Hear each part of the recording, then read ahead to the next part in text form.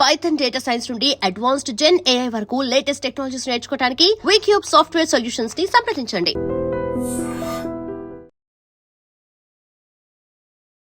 నమస్కారం, welcome to I dream. ధర్మ మార్గం విత్ విజిత కార్యక్రమానికి స్వాగతం.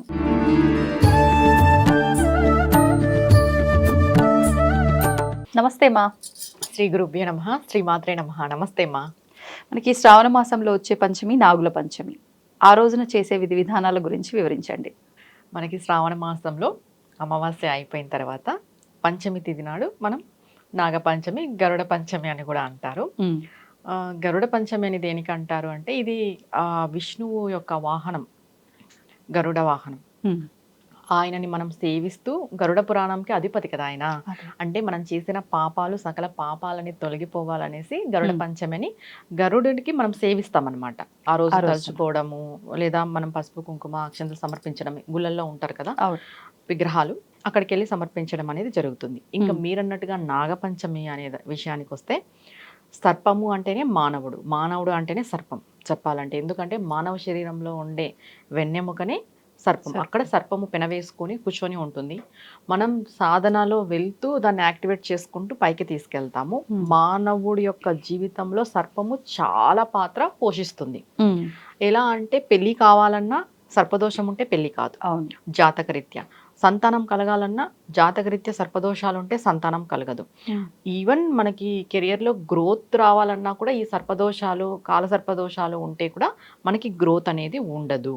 ఇంకొకటి, తీవ్రమైన సర్పదోషాలు ఉన్న వాళ్ళకి స్కిన్ ఇన్ఫెక్షన్స్ కూడా ఉంటాయి. జాతకరీత్యా తీవ్రమైన సర్పదోషం ఉంది అంటే వాళ్ళకి స్కిన్ ప్రాబ్లమ్స్ ఎక్కువ ఉంటాయి అన్నమాట, ఎలర్జీస్ ఎక్కువ ఉంటాయి. ఈ సర్పం అనేది మన జీవితంలో చాలా పాత్ర పోషిస్తుంది. సర్పము అనగానే నాగులు, పాములు, పుట్టలు ఇదే మనకు గుర్తొస్తుంది తప్ప సర్పము అనేది దైవికమైన అంశ. సర్పము అంటే రాహుకేతువులకి సంబంధం. సర్పము అంటే శివుడి మెడలో ఉన్న పాము. అంటే శివుడికి ప్రీతికరమైన వస్తువుల్లో పాము కూడా ఒకటి, సర్పము. తర్వాత సుబ్రహ్మణ్య స్వామి సర్పరూపము అని చెప్తాము. తర్వాత మానసాదేవి సర్పము, నాగదేవతలు సర్పము, అక్క మహాదేవులు సర్పము. సర్పము విధి విధానాలుగా ఉంది దేవతామూర్తులుగా. ఇలాంటి సర్పారాధన మనం చెయ్యాలి అని చెప్పేసి, అంటే చాలా వరకు కొంతమంది ప్రతిరోజు చేసే వాళ్ళు ఉంటారు. నాగ కుటుంబీకులు అని మనం వింటుంటాం. ఈ నాగ కుటుంబీకులు, తర్వాత ఈ నాగ అనే పేరు ముందొచ్చే వాళ్ళు, తర్వాత ఈ సర్ప అనే పేర్లు, ఇంటి పేర్లు ముందొచ్చే వాళ్ళు అందరూ కూడా దేవత యొక్క ఆరాధన కానీ సర్పం యొక్క ఆరాధన కానీ చేస్తూనే ఉంటారు. ఇంకొకటి ఏంటంటే, ఈ నాగపంచమి రోజు ఏం చేయాలి అంటే, ఇంకొకటి పుట్టలో వెళ్ళి పాలు పొయ్యొద్దు ఎవరు. అందరు వెళ్ళి పుట్టల్లోకి వెళ్ళి పాలు పోసేస్తూ ఉంటారు. పుట్టలన్నీ బాగా డిస్టర్బ్ అయిపోతాయి. అంటే వాటి స్థానాన్ని మనము డిస్ట్రాయ్ చేస్తున్నట్టు చెప్పాలంటే. అది మనకి ఇంకా పాపం వస్తుంది తప్ప పుణ్యం అయితే రాదు. పుట్టల దగ్గరికి వెళ్ళి పాలు సమర్పించండి అంతే తప్ప, అంటే ఒక గిన్నెలో పెట్టడము, లేదంటే ఒక 2-3 చుక్కలు వేయడము, పైన మాత్రమే తీసిపోయి ఆ బొక్కల్లోకి వేయడం, ఆ బొక్కల్లోకి గుడ్లని వేయడము, ఇలాంటివన్నీ చెయ్యొద్దు. అసలు పుట్టల దగ్గర అగరబత్తి ధూపం కూడా పెట్టకూడదు అని చెప్తారు. మామూలుగా పాములకు సంబంధించి ధూపం అది కూడా వేయకూడదు అంటారు. కానీ మీరు ధూపం అది వెలిగించిన గజవస్త్రాలు అన్ని వేస్తారు, దూరంగా పెట్టేసి పసుపు కుంకుమ సమర్పించి. ఇంకొకటి, ఈ నాగపంచమి రోజు నువ్వుల చలివిడి మనం నైవేద్యంగా పెడతాము. నువ్వుల చలివిడి తీసుకొని వెళ్ళి అక్కడ నైవేద్యంగా పెట్టచ్చు. నాగశిలలు ఉంటాయి కదా, నాగశిలలకి మనం పాలు పోయొచ్చు. జంట నాగులు శిలలు ఉంటాయి కదా, రాతి శిలలు, జంట నాగులు, రాతి శిలలు ఉంటాయి కదా. ఈ రాతి శిలలకి మీరు పంచామృత అభిషేకం చేసినా ప్రాబ్లం లేదు. ఆ రోజున నాగప్రతిష్టలు కూడా చేపిస్తారు. ఈ సర్పదోషాలు, నాగదోషాలు ఉండేటోళ్ళు నాగప్రతిష్ఠ కూడా చేపిస్తారు. ఇంకొకటి, నాగశిల దానం ఇవ్వడం కూడా చాలా మంచిది. కానీ జాతకరీత్యా మీరు చెక్ చేసుకున్న తర్వాత మీకు ఏదైనా ప్రాబ్లం ఉంది అంటే ఇవన్నీ మీరు ఈ రెమెడీస్ కూడా చేసుకోవచ్చు. ఇంకొకటి, ఆ రోజు సుబ్రహ్మణ్య స్వామి యొక్క అష్టోత్తరం చదవడం కానీ, లేదా నాగ కవచం చదవడం కానీ, లేదంటే మానసాదేవి స్తోత్రం చదవడం కానీ, ఇలాంటివన్నీ చేసుకుంటే కూడా చాలా మంచిది. మెయిన్ గా రైతులు బాగా చేసుకోవాలి ఈ నాగపంచమి అనేది. ఎందుకంటే రైతులకి పొలాల్లో, పంట పొలాల్లో కనబడుతూ ఉంటాయి, తరచు కనిపిస్తాయి, కొంతమందికి కళలో కనిపిస్తాయి. ఇంకొకటి ఏంటంటే, ఈ జాతకాల్లో సర్పగండాలు అనేవి కొంతమందికి ఉంటాయి. అలాంటి వాళ్ళు ఈ సర్పారాధన ఈరోజు చేయడం వల్ల మీకు, అంటే సర్పగండము, పాము కాటు వలన మరణించడాన్ని మనం వింటుంటాము. ఈ మరణాలు అనేటివి జరుపుకోకున్నట్టు ఈ మనం చేసే పూజ అనేది మనల్ని కాపాడుతుంది అనమాట. ఇంకొకటి ఏం చెప్తాం, మనకి చదువు వస్తుంది, మనం కొంచెం జనరేషన్ మారింది, అప్డేట్లో ఉన్నాం కాబట్టి ఈ స్తోత్రాలు ఇవన్నీ చదవాలి అని చెప్తాము. కానీ నార్మల్ భాషలో కూడా మనం స్వామిని ప్రార్థన చేయొచ్చు. మామూలుగా రైతులు వీళ్ళంతా ఎలా చెప్తారు, నన్నేలు నాగన్న, నా ఇంటి నేలు, నా కులము నేలు అని చెప్తారనమాట.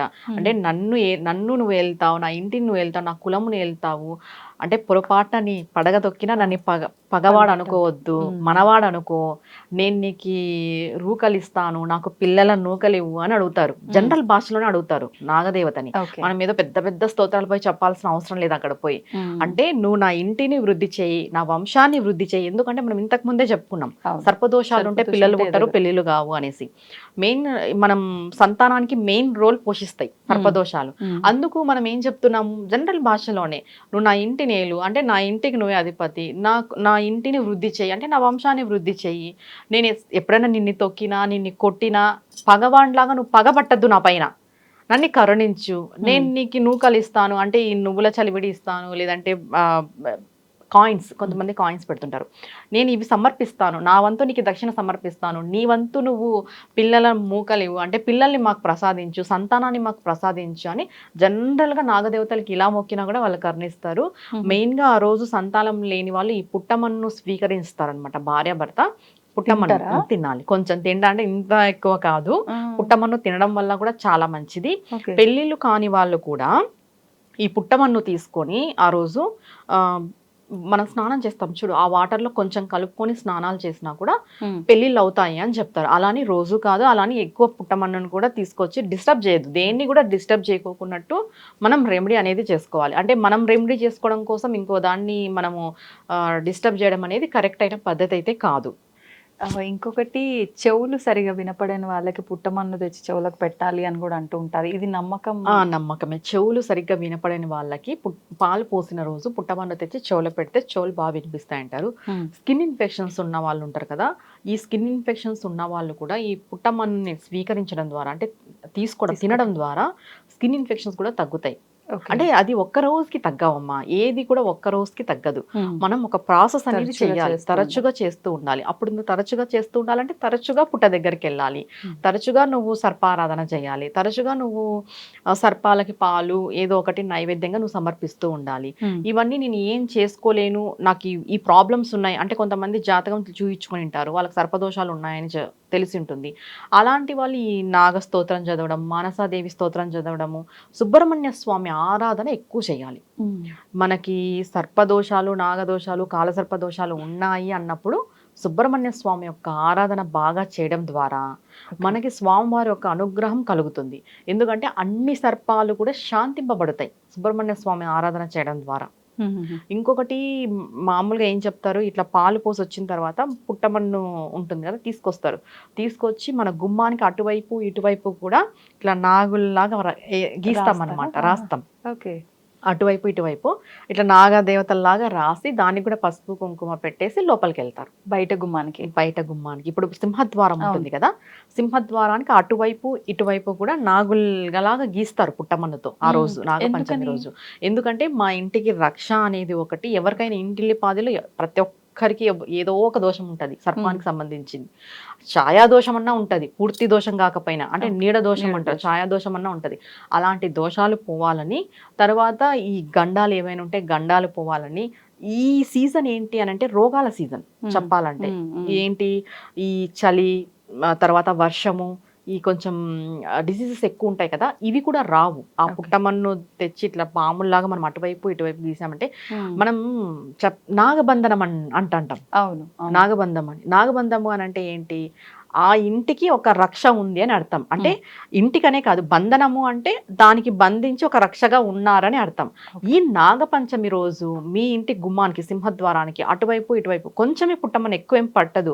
ఆ పుట్టమన్నులో ఆవు పాలు కలిపేసి 2 ఏళ్లతో ఇలా రుద్దేస్తే అయిపోతుంది పాముల్లాగా.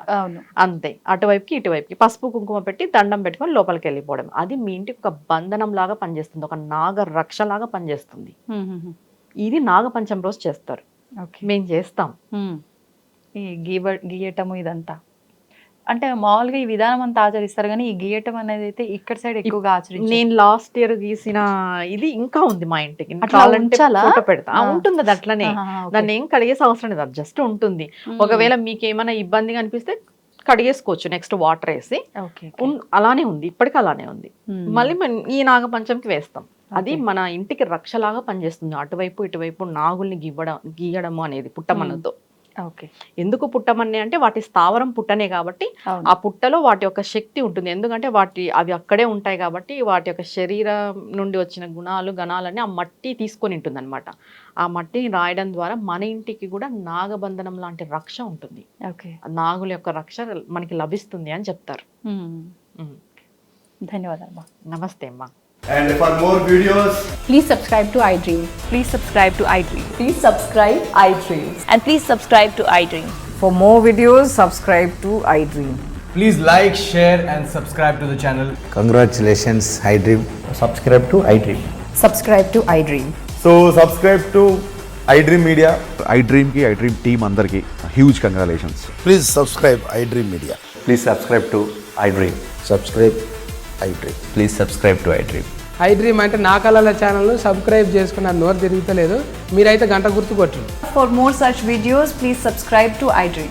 Subscribe to iDream. Please subscribe to iDream. Please subscribe iDream Media. Please do subscribe to iDream. Please subscribe to iDream Media. For best entertainment and information, please subscribe iDream. And don't forget to subscribe to iDream.